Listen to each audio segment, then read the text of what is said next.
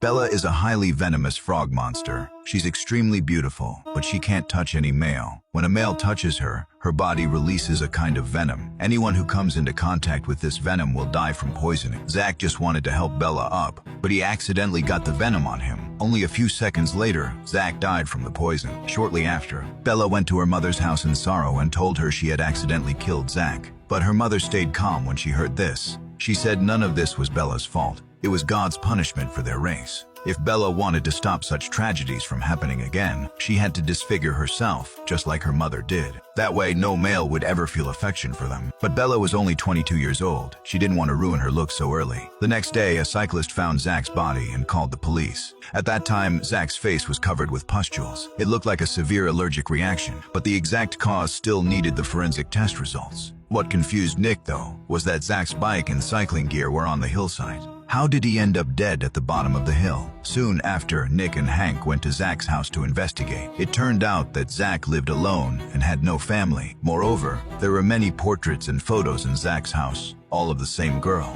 When Wu hacked into Zack's computer, he found it was full of photos of Bella. He also confirmed that all the portraits Zack painted were of Bella. They also discovered that Zack and Bella were in the same cycling team, and the team had a race that afternoon. Immediately, Nick and Hank rushed to the team's meeting spot. The team members were shocked to hear about Zack's death. They also learned from the members that Zack had chased after Bella the day before, but neither of them showed up today. The members also emphasized that although Bella was a good person, she was withdrawn and didn't like to communicate with others. Just then, Wu called Nick and told him the forensic report was out. Zack's cause of death was heart failure caused by a deadly poison. Strangely enough, this toxin only exists in frogs. Only a few such poisonous frogs are found in Colombia. It's an extremely rare and deadly venom. Just one drop can kill an elephant. Hearing this, Nick immediately realized this might be a murder case committed by a frog monster. They then went to the bike shop where Bella worked. Seeing the police coming, Bella felt guilty and tried to leave, but Nick stopped her. When Nick told Bella about Zack's death, she looked very surprised, as if she didn't know Zack was dead. She said Zack had chased her to confess his love the day before, but she had refused him on the spot and left.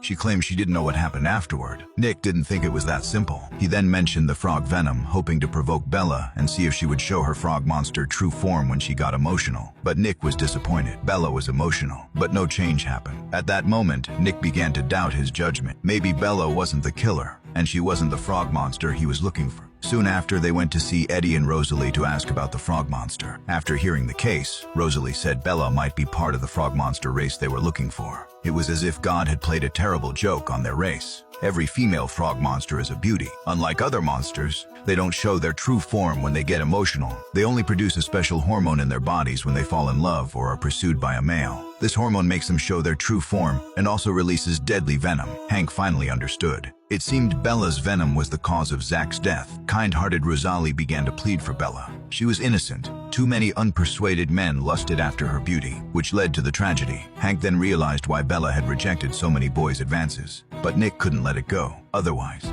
there would definitely be another victim. The best way now was to eliminate the venom in the frog monster's body, so no more tragedies would happen. As a pharmacist in the monster world, Rosalie took on this responsibility without hesitation. Meanwhile, Bella was at work when Rick, a teammate from the cycling team, showed up. He had also had a crush on Bella for a long time, and he came to confess his love to her. However, Bella refused him without a second thought. Angry, Rick suddenly transformed into his bobcat monster true form and tried to take Bella by force. But as soon as he touched Bella, she turned into a frog monster. Immediately after, the venom Bella produced erupted in Rick's body. A lot of blisters appeared on his face. Panicked, Bella called the police and then fled the scene. When Nick and the others arrived, Rick was already dead from the poison. His death looked exactly like Zack's, having accidentally killed someone again. Bella hid at her mother's house once more. After learning that her daughter had accidentally hurt another man, Annie didn't blame her. Instead, she hugged her and gently comforted her, saying none of this was her fault. But Bella was still in despair and confused about her future. To prevent Bella from being arrested by the police, Annie decided to go to the police station to take the blame for her daughter. But as soon as she walked out the door, she saw thick smoke billowing from the chimney of her mother Mary's room. Annie immediately realized what her mother was going to do. She rushed to her mother's room trying to take the red hot iron. She wouldn't let her daughter go through what she had gone through, but Mary was determined. She knocked Annie out with a stick. Then she took the red hot iron, ready to disfigure Bella. Only then would Bella stop hurting others. Fortunately, Nick and the others arrived just in time to save Bella. Later, Nick took Bella to Rosalie's house.